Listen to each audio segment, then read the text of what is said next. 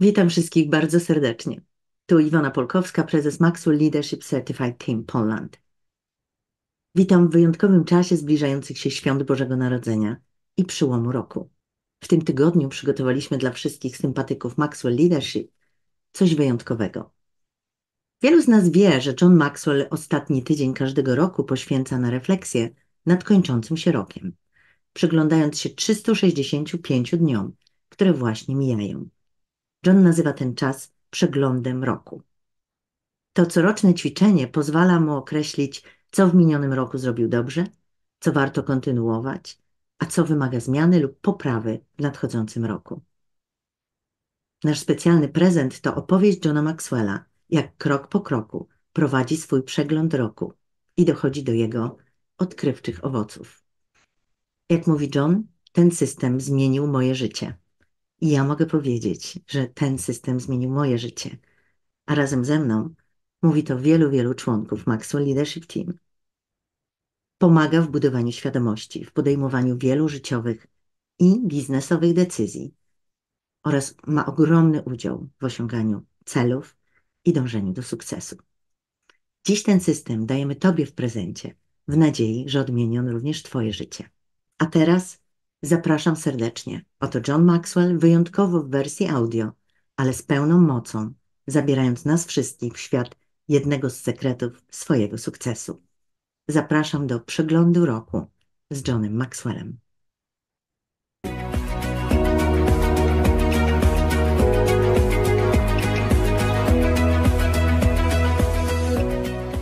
I am very excited about today.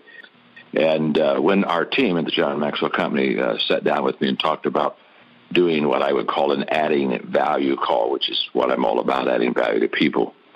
Most people know that I, at the end of the year, the last week, spend time reviewing my year, looking at what I've done and evaluating, getting ready for a new year, making adjustments, taking things off the calendar for the next year because they didn't turn out well, putting things on the calendar that I should have, enhancing it, growing from it. I use that whole evaluation to kind of direct me for the next year.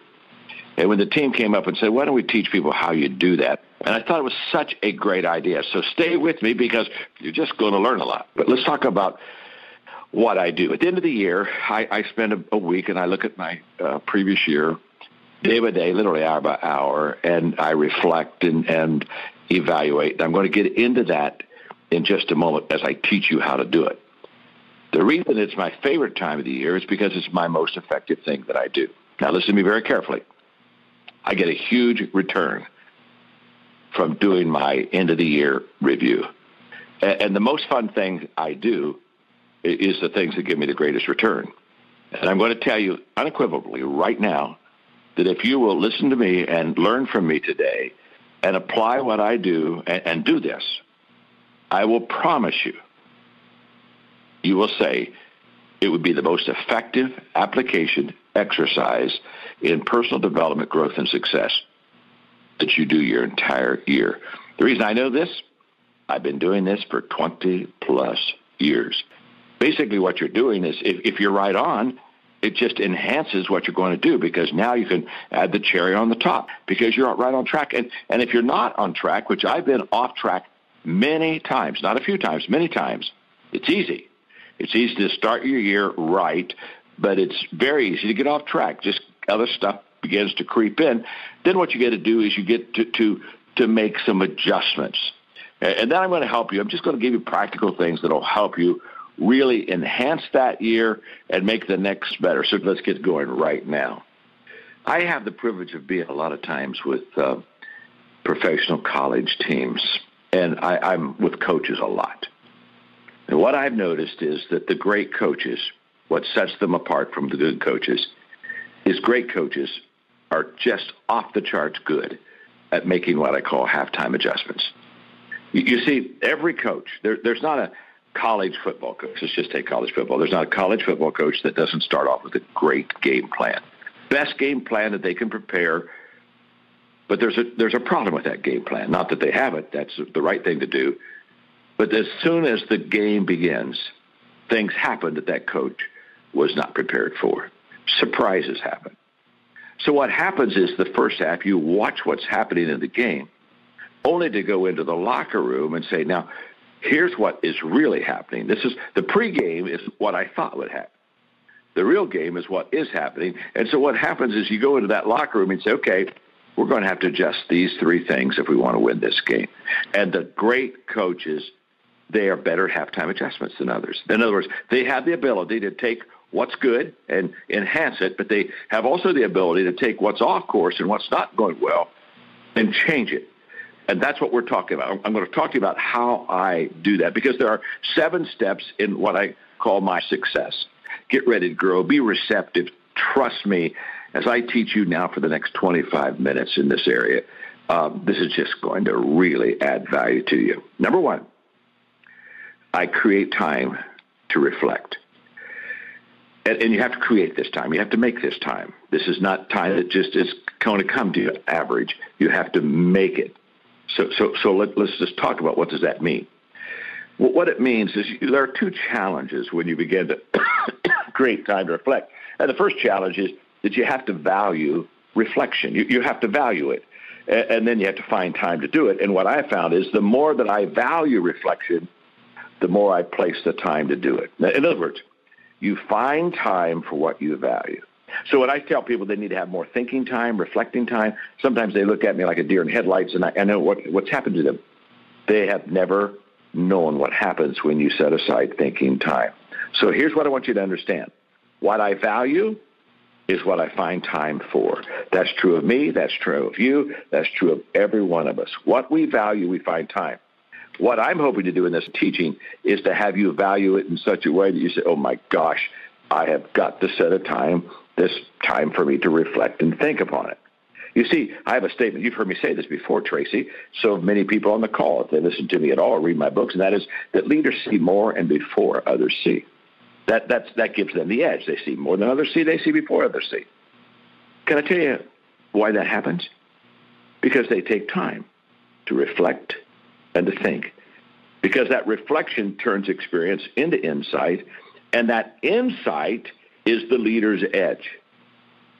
The leader's edge is the fact that I have taken time to think. And if I'm going to see more than others see, and if I go see before others see, it's not because I'm smarter, faster, and better than they are. It's because I understand that I need to take my experiences and pull back and reflect on them and think on them and evaluate them and adjust them. I need to make adjustments. I just need to do this. Now, this is a huge challenge. Although it's an edge for the leader to have this reflective time, the challenge is that as leaders, we naturally are active. We just love action. So what happens is whenever we see action, you know where we want to be? We want to be right in the middle of the action. We just dive in. I mean, that's who we are. We want to run something, lead something, give some direction, point some fingers. Let's go. But I'm here to tell you, listen to me carefully again. My name is John. I am your friend.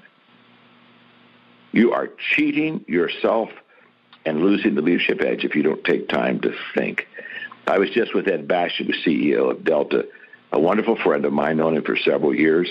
He's the fellow that when Delta went to Chapter 11, probably now 10, 12 years ago, financially we're on the brink of bankruptcy. He asked me what I would do if I was the leader of Delta, and I gave him a leadership culture plan, of which then I had the privilege of going to Delta and leading all the top 3,300 leaders around the world through that plan. And now, of course, they're the most successful airline in the world. He's now the CEO of Delta. We were just talking, just he and I together, and he said to me the other day, he said, John, he said, I love being a CEO. He said, my number one challenge right now is just taking the time to think. And he said, I just have to now change. He said, when I was the president of the company, I was in many of the meetings. And now that he said I'm the CEO, I have to have the big picture. I have to constantly think. And Ed was right on. He was right on. So I'm going to give you, this is huge, I'm going to give you 3 reflective questions that I ask myself. Because the value of reflection is it heightens our awareness. And as our awareness is heightened, we see more, we see before. That gives us, again, the leadership edge. So I've used these questions for years. I give them on to you because they just work. Simple questions. Number 1, what do I feel? Now, when I'm asking myself after an experience, what do I feel? That's now in the area of intuition. And we are intuitive in the area of our giftedness.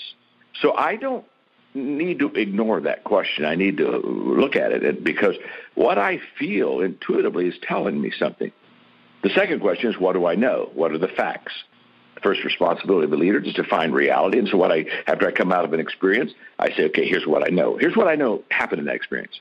Now, this is what I feel happened in the experience. Now, the third question is, what do I think? And when I ask myself, what do I think? Now I'm talking about possibilities. Because let me tell you what thinking does. Good thinking takes everything to a higher level. Always does. That's why I'm a passionate thinker. I can promise you right now that the thinking part, that question, just takes you to a higher level. It takes the other two. It takes what you feel. It takes what you know to a higher level. And here's the key on this, because I've practiced this for many, many years. You need to think on whatever out of that experience, you need to think on it until what you feel and what you know makes sense.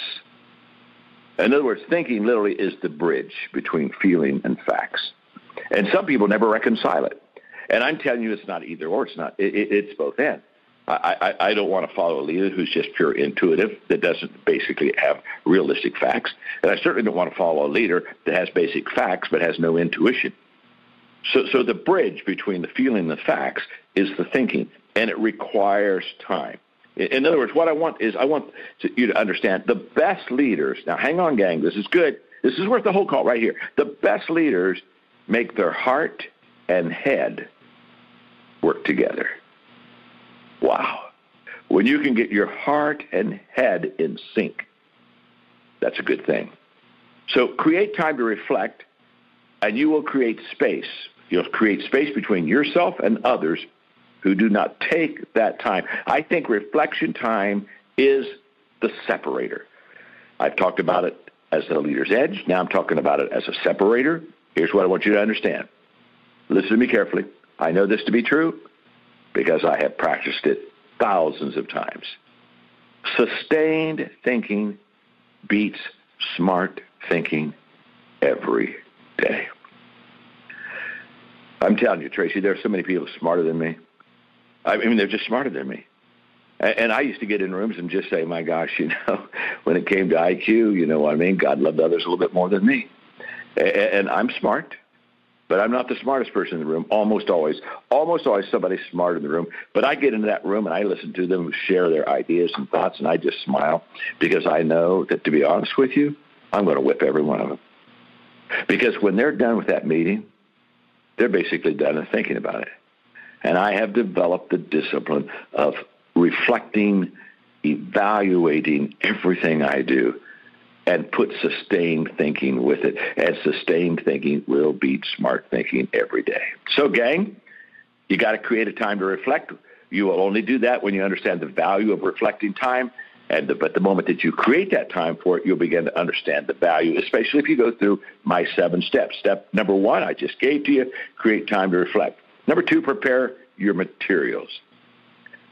Now, let me ask you a question. When I was working on this lesson, Tracy, this is my favorite part of working on this lesson, and I thought, I hope I can teach this good in about a 3-minute, 4-minute period of time. I hope I can do a good job of this. I never taught it before, but all of a sudden when I was working on it, it hit me, and I thought, John, you just pushed a button that has helped you be very successful.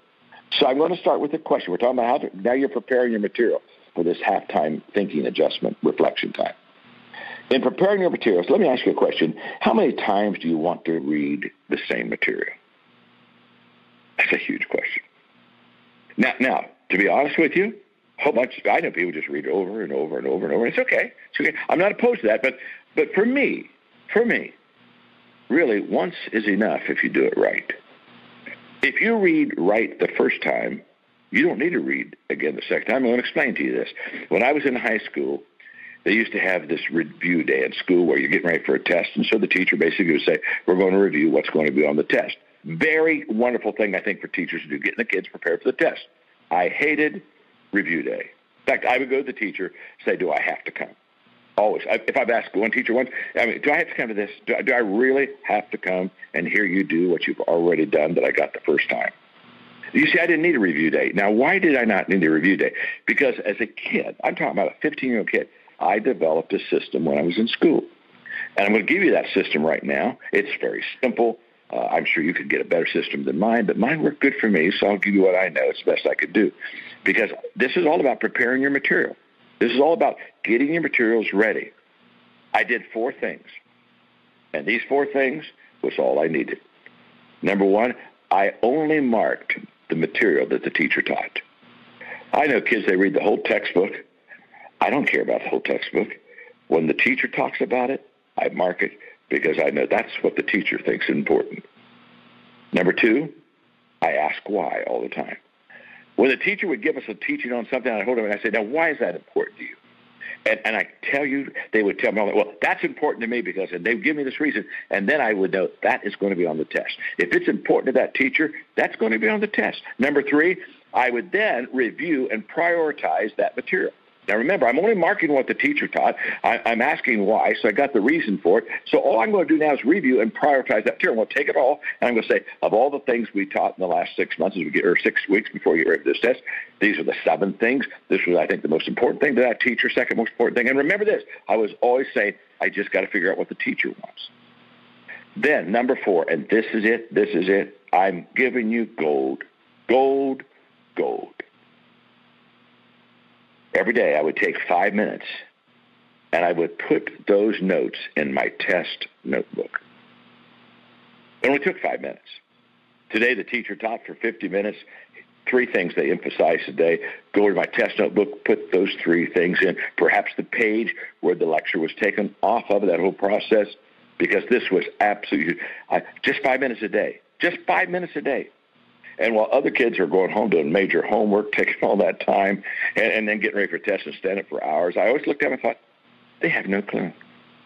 Why do they not understand that there's a simple system? I just gave it to you. Mark only what the teacher taught, ask why, review and prioritize that material, and then take 5 minutes to put it aside in some kind of a note called a test notebook. Now, the reason I'm giving that to you is when I decided the first year to look at my year as a whole, it was a disaster. And it was a disaster for one reason. I didn't mark my days. So I went back, and when I went back to January and December, I knew very little things I did in January because I wasn't acute enough to mark my time, reflect and put down my 5 minutes of notes on that day. And so therefore, you can only reflect on what you can remember, and you can only remember what your system is. I just gave you a system in preparing your materials. And it just absolutely changed my life. If you will take 5 minutes at the end of each day, 5 minutes is all, and look at your day, look at your calendar. Where were you? Who did you see? What did you do? And just say, okay, this is going to be a paragraph. It should not be more than a paragraph. I'm not asking you to journal. I'm not asking for pages.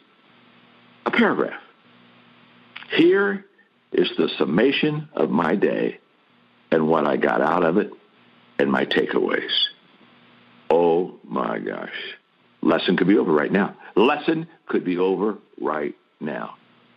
I just shared with you a key of preparing your material to set you up for success. So, obviously, materials that are needed, well, calendar. You got to have the calendar. So, and the question is very simple. Are you marking it? It's not. Are you marking the calendar? Are you marking it just like I marked what the teacher said? I was talking the other day to a person that I've done some mentoring with, and she was sharing with me that she's very hard on herself. And I looked at her and I said, you know what you need to do?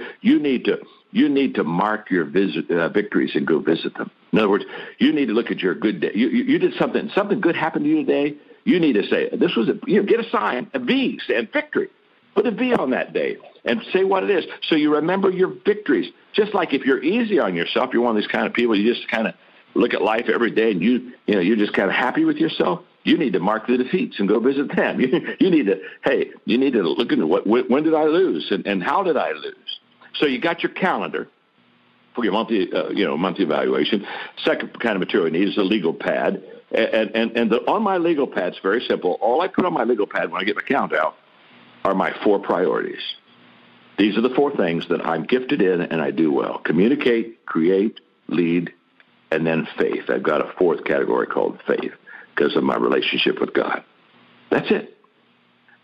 And so when I look at my calendar, the first thing I do is I say, okay, what What did I do this year that fit in those 4 areas? Can I tell you something? If you go a day or two and you didn't do one of those 4 things, oh my goodness, you've just discovered that you're spending time on things that are not going to give you a return. So just get your priorities and put it on a legal path. And by the way, now, I don't want 12 things. You've got to understand, I have to keep things simple. I've got to keep things very small. I'm not smart to be complicated.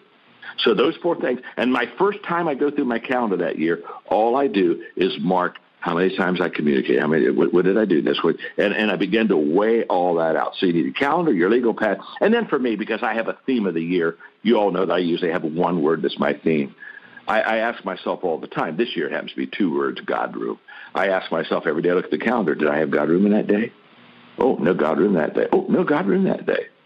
Oh, my goodness. It's amazing. It's amazing. No God room. So what happens in that process? All of a sudden I realize, for the theme of my year, I'm not spending much time on that theme. So those are the materials you really need. I hope when I shared with you my little prep system for material, I'm not sure I did a good job, Tracy, teaching it, but I'm here to tell you, I hope I did a good enough job for you to get it. Because if I were on this call, I would say to myself, I just got stuff. If you'll start doing this system, in everything that you do, you will begin to find you won't have to be running around for all this stuff, and you won't be saying, oh, God, what's next? And it simplifies and keeps you in your sweet spot. In fact, when I was a professor in school, I taught these kids. First day I'd sit down and say, let me explain this to you. I want all of you to get A's. I'm your best friend. I want all your GPAs to go up. Listen very carefully. Here's the things I want you to do to get yourself prepared. So, number 3, you got to review the first half, and that's observations. Okay, what do? I look at it. I say, okay, I've got to review this. Got to have some observations. The first responsibility of a leader, what is to define reality. And so here's what I want you to understand. When you review your calendar, write all of your observations. Just as I have one page with my 4 things that I do well, and I'm just trying to find out how much each day I'm doing those 4 things to make sure I'm staying on target. I've got another page of just observations. And when I make it may be the 3rd day of January, I've already made an observation, I write it down. Now, what I want you to know is I just write, every time I get an observation, I write it down. I usually get 5 pages of observations at the end of a year, of which of the 5 pages, there's about 1 page that's worthwhile. But I write them all down. You can't take them out until you write them down. And you got to write them down because you don't know what. You see, at the first part of the year, that may be a good observation. By the second part of the year, that may have been something that's not even worth reviewing now because you automatically corrected that. I don't know. But you write all of your observations down. For example, on the first half of this year, I'm just going to give you, I don't have time here, but I'm going to give you a couple of observations I made the first time of this year. Now, I've been doing this for 20 years. And my first observation is that I did not give myself enough margin time this year. Margin time is the space you have where you're not having to do something specifically so that you can reflect more. And because I didn't have enough margin time for 6 months, my exercise and diet, which has been so important to me now, got neglected. Hey, 15 pounds later, I'm now having to take it back off. I didn't have margins. Now, what would have happened if I waited to the end of the year? Maybe it had been 30 or 40 pounds. I don't know. But I can correct it now. Another observation is that there's a priority shift in my speaking coming. I can tell because of what Tracy was talking about, Paraguay and the transformation of nations. I'm going to have to constantly be moving more speaking time over to those kind of things. And so that's what I'm telling you. Write all your observations. But after you've written all of your observations down and you got your pages, whatever they are, then prioritize those observations. I look at them then without the calendar, and I just strike some. And here's what I basically do. I strike the obvious ones, which it was a thought, but it's not worth me carrying. And I put a star beside the ones that I thought, oh, my gosh, this is huge. So I do that the first time. Then I review it again, and I strike again. What's the next level of striking? Did I miss any stars? And I get it down to usually it's about a page, though, of observations that I have. That's how I review the first half. So let's make sure we got this.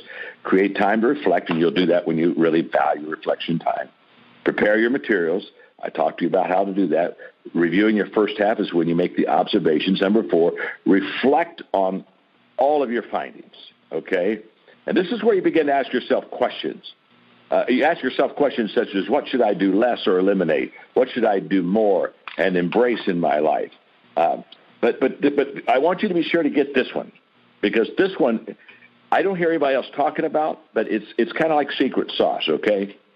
Because I think we all look at our year and start evaluating ourselves and say, okay, I want to eliminate this. I want to embrace this. But the third question is, who should I share this with? This is where you begin to be successful, because there are certain people you should share what you're finding about yourself. And the reason is because they'll help you. They'll help you. So it's now you get, I don't know, 2, 3 people around you and say, these are a couple of observations. I just want you to know this, so help me with this, which is number 4. The fourth question is, what will we do to improve this? And then the fifth one, wish I had time to work on this one a little bit more. What do I feel? What do I know? What do I think? Remember, thinking is the bridge between what I feel and what I know. When you can line those 3 things up and you say what I feel, what I know, and what I think is very much in the same path, you have now begun to make your reflection time of a good high return for you. So, number 5, make crucial discoveries. And this is huge. Because when you start to do this, one of the add-ons you don't even think about is all the things that all of a sudden you discover, and you have these eureka moments, and all of a sudden you look at it and say, oh my gosh, had no idea. So I'm going to give you examples. I just sat down when I was working on this lesson a few days ago, and I said to myself, what discoveries have I made with my calendar and my schedule? Everything I'm going to give you right now, and I could give you 50, I'm going to give you half a dozen. Everything I'm giving you right now are discoveries that I made because I do adjustment stuff. 1, activity is not accomplishment. Number 2, growth is not automatic. You're not going to grow just because you have had a busy day. And so many times people just absolutely exaggerate and glorify their business. I have people say, oh my gosh, work 16 hours a day. Can I tell you something? It means very little to me. I could show you people that work 16 hours a day and basically have very little return, quite worthless in their life. They don't know how to prioritize it. Literally, I learned that activity is not accomplishment. I learned that growth is not automatic. Thirdly, I learned the bookends of success. All's well that begins well, all's well that ends well. Number 4, reflection. I learned reflection. When I tell people that reflection turns experience into insight, the moment that I say that, I learned that from making adjustments. Another one, number 5, the fastest doesn't win. It's the person who starts first. You see, I start my new year, and to be honest with you, the game is over by the first week. Most people go to the new year and they say, oh my gosh, I got a new year. I wonder what I ought to be doing here. I want a fresh page here. Can I tell you something? On January 1st, I'm running. And another lesson I learned in my early discoveries of doing this exercise is inspection is the foundation for expectation. And the moment that you inspect, you begin to have a whole different type of expectation. In fact, the thing that I do, one word for the year, it came out of this exercise. So here's what I want you to understand. You've got to deal with yesterday to best discover tomorrow. And I'm telling you, if you don't deal with yesterday, you don't make the discoveries you want to tomorrow. I used to say this, you got to be able to touch the past before you can reach for the future. So, number 6, plan. I had the privilege of being with Hendrick Motor and of course, they're NASCAR people. They've got their drivers' teams. I had the privilege of being with Mr. Hendrick and Jimmy Johnson, Jeff Gordon, and all their drivers, et cetera, a few months back. And Jimmy Johnson, who could be arguably, without any question, the top 5 NASCAR drivers ever. I think it's one of 5 maybe national championships. Jimmy Johnson talked about in his early years, everything was full speed, just total full speed. He said, my idea of a race was get me on the track. I put the pedal to the metal, and I have a lot of courage, and I just stay full speed longer than anyone else. But he said, I noticed that I was having a lot of crashes. And he was in some 1,200-mile race in Mexico, and he literally went over a cliff, he and his partner, and they're driving. And it took a day for his team to even find him. And he said, I had a whole day to reflect. And in reflecting that day, he said, I came to a conclusion that I had to finish the race if I was ever going to win it. And every time I crashed, and I kept myself out of the winning circle. And he said, then I realized in my reflection thinking time that the reason I crashed is because I was full speed all the time. This is what happens to you when you take your calendar and begin to look at it as I'm teaching today. So I ask myself questions when I plan the second half. Things like what must be changed. I mean, can't do it the same. I ask myself, what must be fueled? What do I got to put the gas to? Who's going to be responsible to lead this change in my life? How are we going to do it? Who do we need? Do we need somebody special to help us with this process? But these are just questions I ask myself. Knowledge doesn't change anything. So you have to know what happened in the first half, but then you have to be willing to make those changes. And so then you schedule them. You begin to schedule the things that you want to have accomplished. Let me define to you a worthless meeting, because every one of you on this call, you've been in hundreds of meetings. In fact, I came to a conclusion many, many years ago that people meet way too often. That we have way too many meetings in our life. And I can tell you what a worthless meeting is. A worthless meeting is one that has no game plan in the beginning and no accountability in the end. You just show me somebody that goes into a meeting without a game plan, and you show somebody that comes out of that meeting without accountability. I mean, okay, now that we've had the meeting, who's responsible to move this ball forward? I've watched meetings stop and nobody had to carry the ball. In other words, hey, everybody walked in the room and guess what? They left the ball on the table. You sit there and say, excuse me, somebody's got to run that sucker. So in scheduling things as you get ready in that seventh part of adjustment, that's just absolutely huge. So I'm so excited to have you on the call today. Thank you. Thanks for giving me the time.